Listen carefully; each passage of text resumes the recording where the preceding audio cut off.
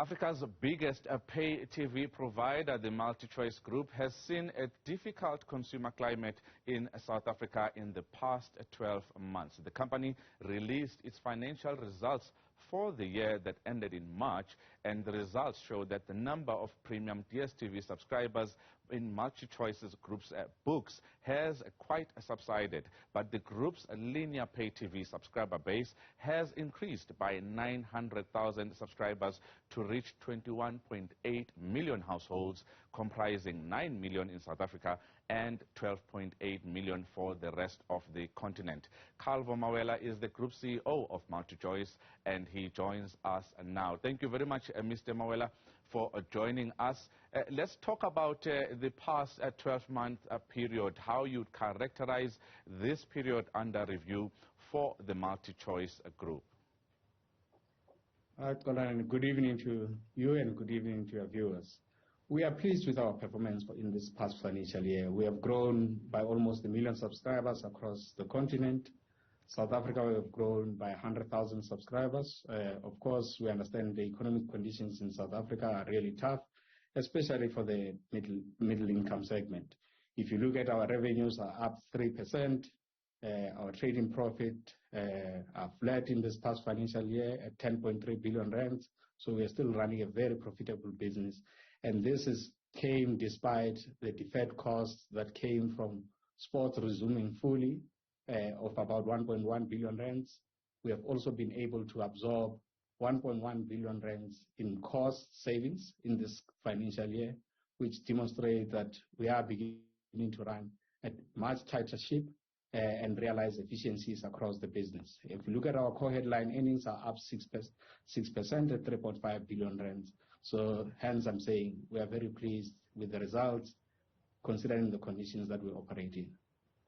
Let's talk about the loosening of lockdown restrictions. That has enabled some of your units to actually go back into production.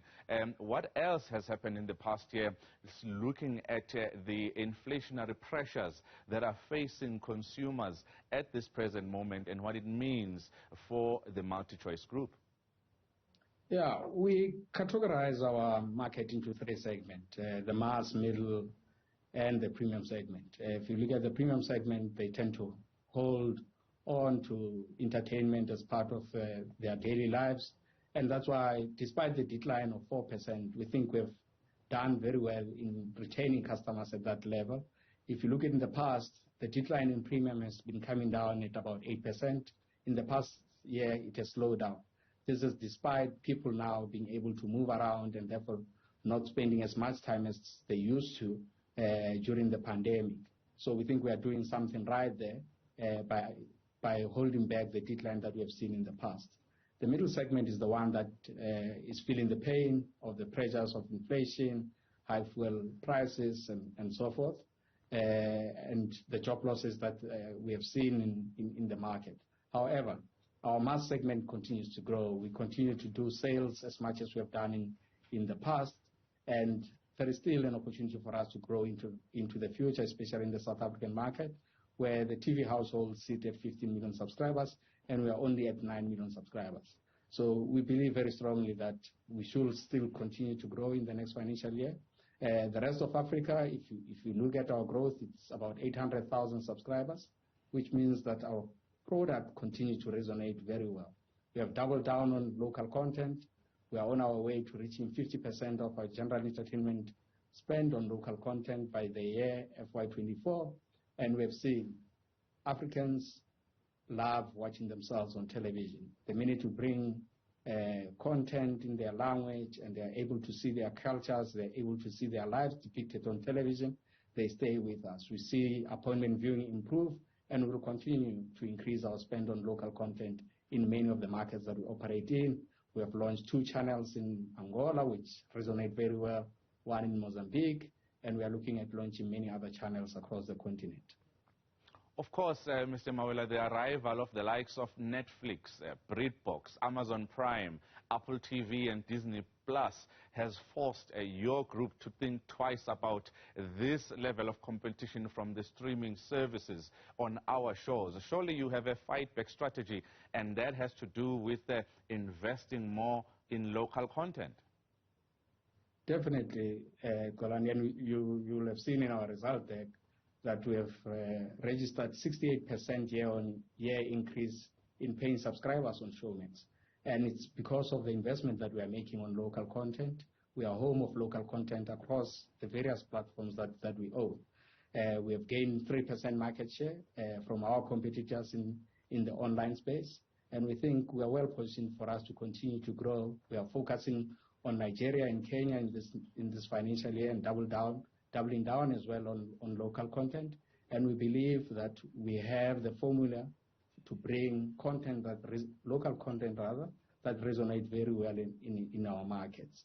What we are also doing is to look at them as part of content offering that viewers want to watch. That's why we have our super aggregation strategy, where we have included the likes of Netflix, Amazon Prime. We have just launched together with Disney Plus, and the numbers that we have seen that have subscribed through us are very encouraging. What we have also seen is that through this aggregation strategy, people use our platform to access all these various services depending on what content they want to watch at any particular point in time. It improves stickiness, which improves retention of customers on our base. What we have observed as well is that people love the convenience of using one remote to switch between all these different platforms, and that's what we provide, and we'll continue to look at opportunities to expand our ecosystem so that people stay within one ecosystem and we become that one shop for video entertainment needs for customers on the continent. Mr. Mawela, in the past few months, a decision that was taken by MultiChoice was to no longer allow subscribers to actually stream DSTV now in multiple devices. And there was a huge outcry when it comes to that particular decision, as people could share their access to MultiChoice and this particular streaming service. Explain to us the rationale behind that decision, because a lot of subscribers felt that a service was taken away from them.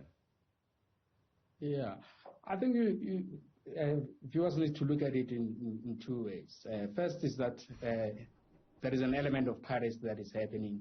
Hence, you saw immediately after our announcement, Netflix followed suit to say they are also looking at limitations or even charging for people that are sharing their password. They used to encourage it in the past, but now they realize that it's becoming a problem.